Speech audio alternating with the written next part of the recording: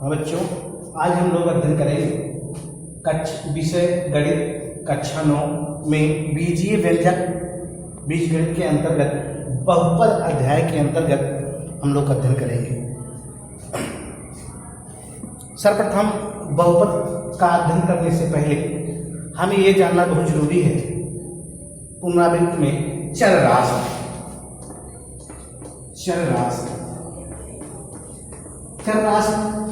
की पहले हम लोग परिभाषा का अध्ययन करेंगे कि चर राशि है क्या। इसकी परिभाषा है वह राशि जिसका प्रत्येक स्थिति में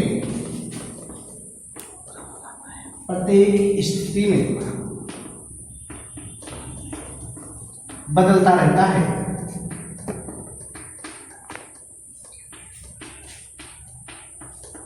चर राशि कहलाता है।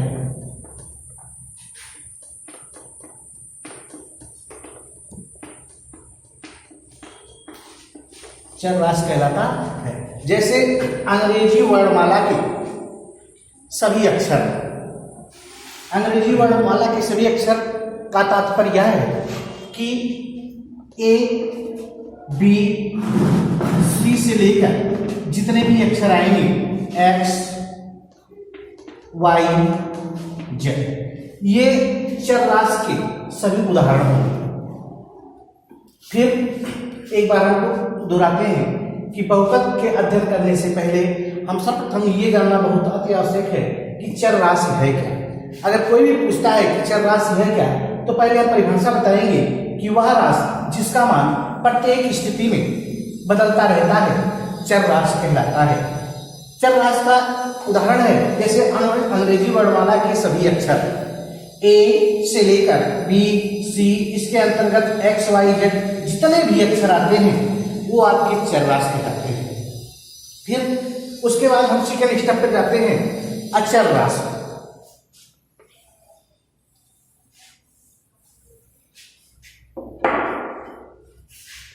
अचर राशि फिर इसकी परिभाषा एक बार हम इसे भी बताते हैं, फिर लिखकर बताएंगे कि वह राशि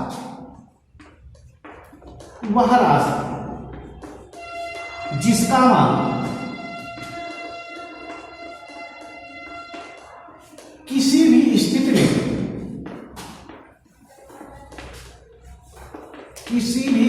में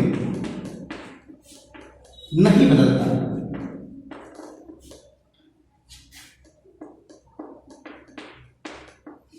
किसी भी स्थिति में नहीं बदलता, अचर राशि कहलाता है। अचर राशि कहलाता है।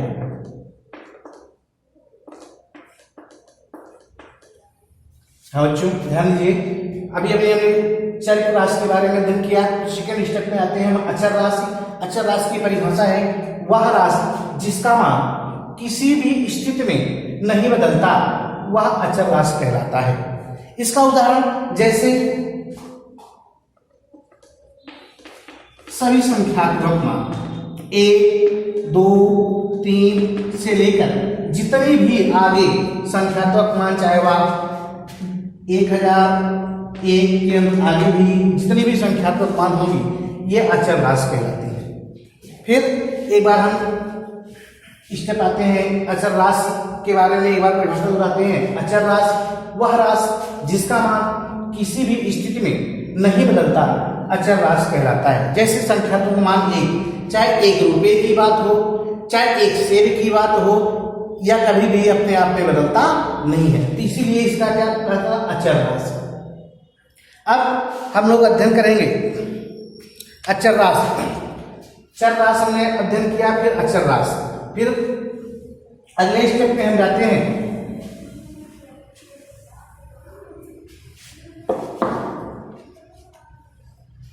एक चर वाले बहुपद। एक चर वाले बहुपद। अभी हमने आपको बताया चर राशि क्या है और अचर राशि क्या है। तो आप लोग जान लिए होंगे कि चर राशि है क्या। उसके आगे लिखा है एक चर, उसके आगे लिखा है एक चर। एक चर मतलब जैसे हम लिखे 3x, इसमें चर भी है और अचर भी है। 3 क्या है आपका अचर है, यक्स क्या अंग्रेजी वर्ड वाला का एक अक्षर है, ये आपका चर राशि है। तो इसमें केवल एक ही चर पाया जाता है, इसलिए इसे कहा जाएगा एक चर। क्या कहा जाएगा, एक चर। फिर सेकेंड स्टेप में अगर एक एग्जांपल और दे दिया जाए, जैसे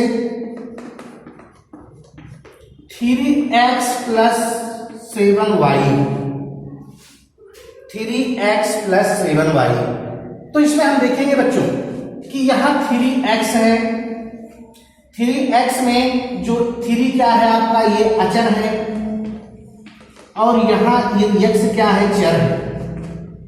एक चर तो यहां मिल गया। फिर अगले स्टेप में हम पाते हैं 7x, 7x में 7 तो आपका अचर है, इससे हमें कुछ लेना नहीं है। और फिर आपका चर जो है ये y है, y क्या है चर है।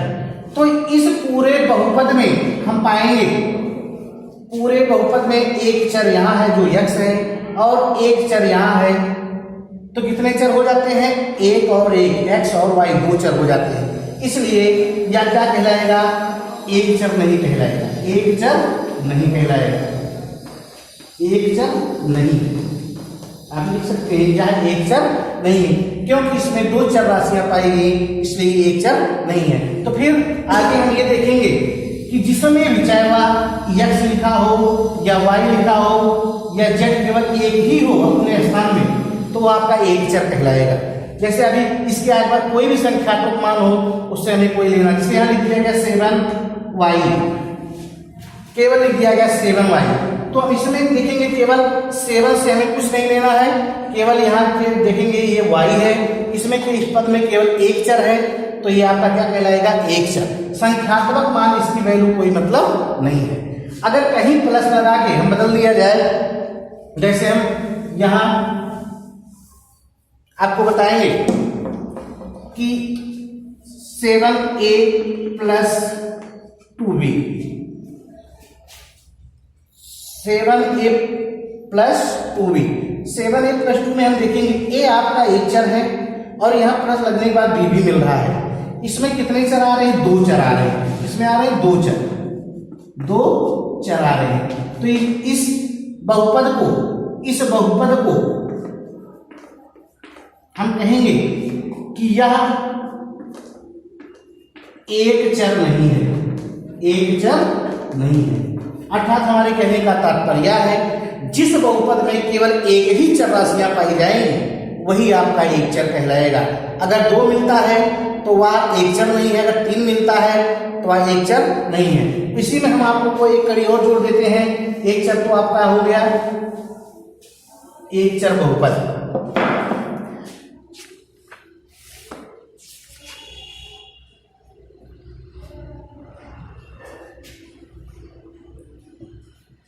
अब अगला स्टेप है, आएंगे अध्याय में बहुपद है क्या। आप लोगों ने अभी अध्ययन किया चर रास, अचर रास, एक चर। फिर अगले स्टेप में हम जानेंगे बहुपद। हम चूंकि पहले बहुपद जानने के पहले हम ये सीखेंगे, जैसे कहीं भी हो एक बहुपद दे दिया 4x² प्लस या -3x प्लस 7, इसमें जब भी हम देखेंगे एक ही चर है x और x, तो बहुपद जानने से पहले सबसे आसान तरीका है इसकी घात देखी जाती है, चर राशि की घात, चर राशि की घात। घात तो आप लोग जानते होंगे, जो चर राशि के ऊपर लिखा जाता है वही घात कहलाता है। देखिए जैसे यहाँ x लिखा है, x के ऊपर कितना लिखा है 2, इसलिए x की घात कितनी होगी 2। यहाँ संख्यात्मक मान का कोई मतलब नहीं, चाहे वह प्लस लिखा हो या माइनस लिखा हो, यह आपका है x के ऊपर कुछ नहीं लिखा गया है, इसका तात्पर्य है उसकी घात कितना 1। तो हम देखेंगे कि चर राशि में यदि उसका घात प्लस है या पूर्ण संख्या है प्लस का मतलब पूर्ण संख्या हो, पूरा पूरा हो, तो वह क्या कहलाएगा? आपका बहुपद कहलाएगा। देखिए यहाँ इसकी घात +2 है, यहाँ यक्स की घात +1 है ना। 2 भी अपने पूर्ण है, ए भी अपने में क्या है? पूर्ण है, और धनात्मक संख्या है, इसलिए हम कह सकते हैं यह क्या है? बहुपद है। समझ में आया बच्चों? फिर एक बार हम रिपीट करते हैं इसके कि हम अगर बहुपद जानने कैसे पहचानेंगे बहुपद है क्या। जब कहीं भी बहुपद कोई भी व्यापक समीकरण या बीजीय व्यंजक लिखा हो, उसकी हम पहले देखेंगे चर की घात। अगर चर जो है देखिए यहाँ x है, यहाँ bx है, इसके ऊपर हमने देखा इसकी घात कितनी है? 2 है। इसके ऊपर हमने देखा जब कुछ नहीं दिया रहता तो इसका घात 1 माना जाता है, और इसके ये 2 क्या है? आगे जब कुछ नहीं दिया रहता तब प्लस माना जाता है, ये +2 है। यहाँ 1 के आगे भी कुछ नहीं लिखा गया घात में, इसका मतलब प्लस है। दोनों संख्याएं क्या है? प्लस है, अपने में पूर्ण है, इसलिए यह आपका क्या है? बहुपद है। लिखेंगे यह आपका बहुपद है। ठीक। और एग्जांपल अभी हम लिखते हैं आप लोगों को, जैसे y² प्लस √2, y² प्लस √2। इसमें आप देखेंगे चर क्या है आपका? y। चर क्या है? y। और अचर आपका है √2। तो हमें अचर से कुछ लेना देना नहीं, इसको हम छोड़ते हैं। हम पहले देखेंगे y। चर किया, चर क्या है? हमारा y है, और y की घात कितनी है? 2 है। कितनी है? 2। तो इसलिए, और 2 क्या है? +2 है, कुछ नहीं दिया गया, आगे प्लस लिखा गया है, इसलिए यह क्या है? बहुपद है। क्या है? बहुपद है। ठीक। एक एग्जांपल आपको और देते हैं, कभी कभी क्वेश्चन पूछा जाता है, आप लोग उसमें थोड़ा मिस्टेक करते हैं। जैसे 3x² प्लस √x प्लस 7। इसमें बच्चों देखेंगे पहला पद आपका 3x² है, इसमें x आपका क्या है? चर है। क्या है? चर है। इसकी घात कितनी है? चर की घात कितनी है? +2 है। ये पहला स्टेप में है। फिर अगले स्टेप में हम जाते हैं, आपका x √x। x के ऊपर क्या लगा है? Under root. इसका तात्पर्य यह होता है, चर राशि तो है, जब अंडर रूट कहीं भी लगा हो तो इसका घात, यहाँ कुछ नहीं लिखा रहता, इसका मतलब इसका घात 2। इसको लिखा जा सकता है x घाते 1/2। 1/2। देखिए ये x का घात 1/2 तात्पर्य है कि अगर यह पूर्ण संख्या नहीं है, क्योंकि 1/2 को अगर हम हल करेंगे तो आपका आएगा 0.5। 0.5 का तात्पर्य यह है कि यह 0.5 पूर्ण संख्या नहीं है, पूर्ण संख्या नहीं है। इसलिए पहला तो हमने पहला पद हमने देखा जो चर मिला x घाते 2 प्लस आया उसका घात। दूसरे में हमने अध्ययन किया तो ये चर है x, इस पर लगा अंडर रूट, इसका मतलब होता है अंडर रूट जब हम हटाएंगे तो उसकी घात 1/2 हो जाता है। 1/2 को जब हम हल करेंगे, 2 को 1 में भाग करेंगे, 2 से 1 में भाग करेंगे तो आपका आएगा 0.5। 0.5 का तात्पर्य हुआ कि यह पूर्ण संख्या नहीं, क्योंकि क्या लगा है? आगे दशमलव लगा है। जब आगे दशमलव लगा है, यह पूर्ण संख्या नहीं है। एक तो आपका पूर्ण मिल गया घात और दूसरा आपका पूर्ण नहीं मिला, इसलिए हम लिखेंगे इस स्टेप को, यह बहुपद नहीं है, यह बहुपद नहीं है। समझ में आया बच्चों? अब फिर इतने स्टेप को हम एक बार फिर से रिपीट करेंगे।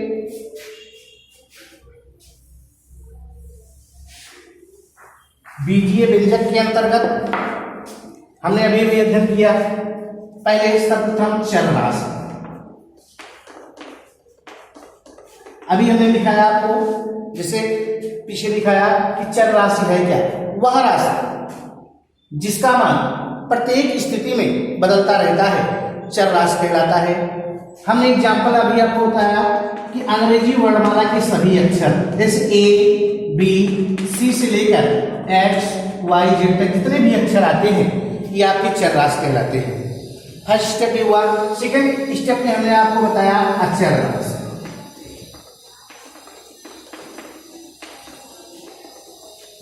इसकी परिभाषा हमने आपको अभी लिखाया भी है पीछे, अब फिर से बताते हैं। वह राशि जिसका मान किसी भी स्थिति में नहीं बदलता, किसी भी स्थिति में नहीं बदलता, आपका अचर राशि कहलाता है। जैसे सभी वास्तविक संख्याएं 1 2 3 से लेकर जितनी भी संख्याएं आप बढ़ाएंगे वो आपका क्या कहलाएगा? अचर राशि कहलाएगा। ठीक, फिर उसके स्टेप में हमने बताया अब एक चर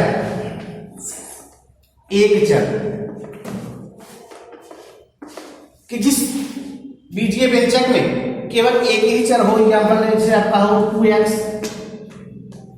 ये यक्स जो आपका क्या है? चर है। इसमें हम केवल पाते हैं इस बीजीय व्यंजक में केवल एक ही चर है x, संख्यात्मक मान की कोई वैल्यू नहीं रहती है, इसलिए यह क्या कहलाएगा? एक चर कहलाता है।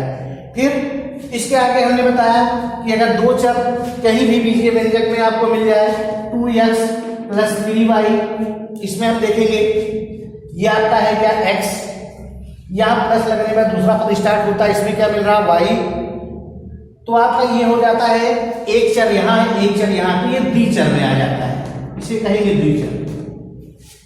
ठीक, समझ में आया? फिर उसके बाद हमने बताया बहुपद।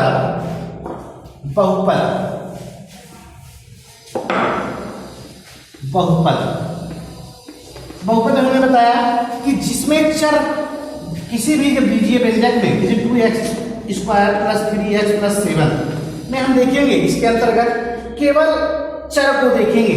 अगर चर की घात पूर्ण है और धनात्मक है तो क्या कहलाएगा? बहुपद। जैसे यहाँ यक्स की घात यहाँ लिखी गई है 2, क्या है? ये 2 पूर्ण संख्या है। और फिर अगले स्टेप में हम देखेंगे यहाँ 3x है, यक्स की घात में क्या लिखा गया? 1। जब कुछ नहीं दिया रहता है क्या माना जाता है? 1। ये भी अपने आप में क्या है? पूर्ण है। तो ये आपका यहाँ भी आपका पूर्ण है, यहाँ भी आपका पूर्ण है, इसलिए क्या है?